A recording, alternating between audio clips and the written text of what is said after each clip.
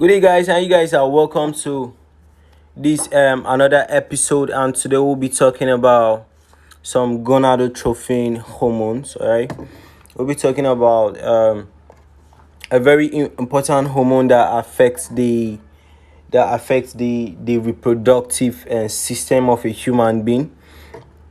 And today we'll be talking on no other hormone than the follicle stimulating hormone. Okay, we'll be going through the production of the follicle stimulating hormone. We'll also be talking about the effects of follicle stimulating hormone and the site of actions in males and females. I will get to be talking about the abnormal levels of follicle hormone if it gets to become abnormal in the body system. Okay, guys, without wasting time, I'd like us to flip back to the first page so that we can be we can take on this lecture. All right, so as usual, if you haven't subscribed to our YouTube channel, kindly do subscribe to our YouTube channel. This is the MBBS Niger, and the best medical channel you would like to go with in your medical journey. Okay, so we'll be talking about the follicle stimulating hormone today, that the FSH. Okay, so moving up, what is the follicle hormone? The follicle hormone is produced by the pituitary gland, right, alongside which other hormone? The follicle stimulating hormone is produced with the luteinizing hormone, all right, and it regulates the functions of both ovaries and testes, all right. A lack or low levels of it can cause subfertility, all right. That's reduced fertility in both men and women, all right. So this to tell you that these hormones have effects on both the men and the women. Okay, so what is actually this follicle stimulating hormone we are talking about properly? All right, and the follicle stimulating hormone is one of the gonadotrophic hormones, and the other one being luteinizing hormone. All right, and both are released by the pituitary gland into the bloodstream. And follicle stimulating hormone is one of the hormones essential to pubertal and development and functions of women's ovaries and men's testes. Right, in women, this hormone stimulates the growth of an ovarian and follicles in the ovary before the release of an egg from one follicle. All right, so the growth of these follicles before the release of egg. So, and it also increases an oestradiol production from ovaries in men. And follicle stimulating hormone acts on the Sertoli and cells of the testes. That's to release all those and cause sperm growth, release sperm. All right, so on the MBBS Niger medical channel, where we talk a little about the theory, we actually bring in the picture so that the pictorial aspect will believe so much in it. So you can see this is a diagram of the follicle stimulating hormone. You can see that on the left you see the pituitary gland secreting the follicle stimulating hormone. You could see the structure of the follicle stimulating hormone. You could see it's directed toward the testes or the ovary. And beside on the right, you could see a little explanation to the follicle stimulating hormone. It is a gonadotrophin, all right, involved in the regulation of pubertal maturation and reproductive processes. So, for example, in males, the follicle stimulating hormone activates Sertoli cells to sustain spermatogenesis. In female, the follicle stimulating hormone initiates follicular growth, that's in the ovary.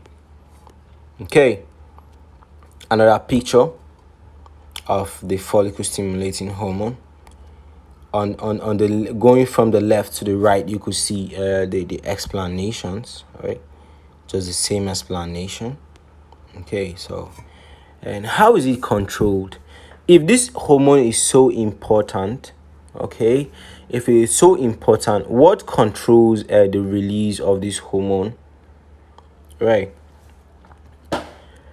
The production and release of follicle stimulating hormone is regulated by the levels of a number of circulating hormones, released by ovaries and testes. This system is called the hypothalamic and pituitary gonadal axis. Okay, the gonadotrophin-releasing hormone, that's GnRH, is released from the hypothalamus and bind to receptors in the anterior pituitary gland to stimulate both the synthesis and release of follicle stimulating hormones, as the FSH, and the luteinizing hormone. Or else just to tell you that these two hormones are released as a result of stimulation from the gonadotrophin releasing hormone. Okay, that's why they are called the gonadotrophin hormones. So as per the definition of a hormone, and the release follicle stimulates hormone is carried by bloodstream and binds to receptors, right? So we're going on a very high scale. So just moving forward, what happens if you have too much follicle stimulating hormone secreted in your body, right? And most often, a raised level of follicle stimulating hormone are a sign of malfunction in the ovary or testes. If the gonads fail to create enough estrogen or testosterone or inhibin due to loss of negative feedback on pituitary gland, the levels of both follicle stimulating hormone and luteinizing hormone are rise, right? This condition is called hypergonadotrophic hypogonadism. This is associated with primary ovarian insufficiency or testicular failure. This is seen in conditions such as Klinefelter syndrome in men and Turner syndrome. Okay, the increase in your follicle stimulating hormone is mostly related to your testis or ovary, because this implies that normally this hormone is secreted on a normal level, right? Then the testis is supposed to produce maybe the estrogen that is supposed to use up the follicle stimulating hormone, and if these estrogen are actually not produced, you see that there's a pile up of the follicle stimulating hormone. So these are the primary causes of an increase in follicle stimulating hormone. All right, you can see this picture.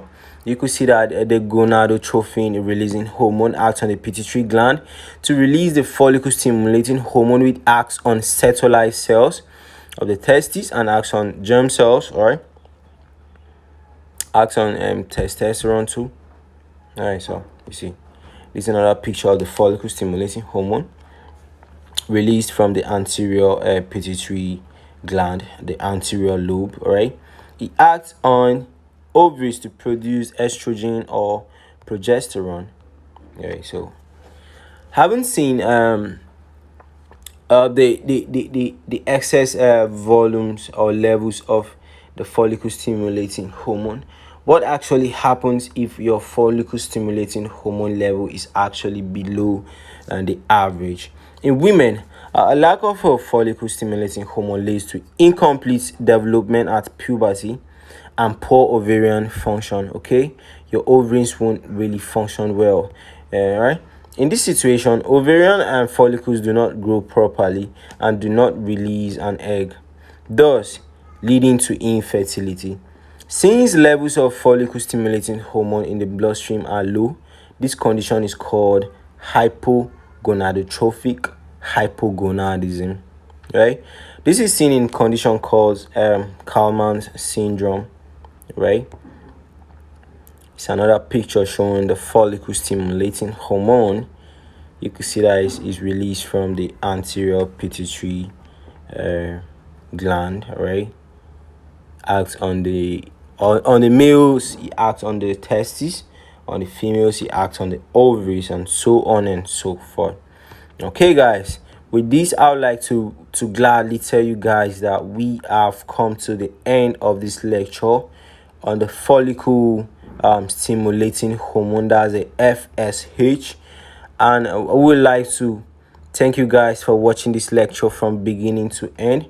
I would like to tell you that we have so much lectures on different other hormones coming in on our channel. I would like you to subscribe to the MBBS Niger YouTube channel if you haven't subscribed to. like our video and comment on our video, and share our videos to your friends. Okay, you could just press the share button and share this video to your friends on Facebook, on WhatsApp, your colleagues in school, so that you guys could actually learn together. You guys could actually use our videos in your various tutorial groups. When you are reading with your friends, you could use our videos to guide you. All right, so with this, I would like to and click the off button. All right, so we remain MBBS Niger, and we are committed to your success. So see you guys on the next lecture. Ojoro.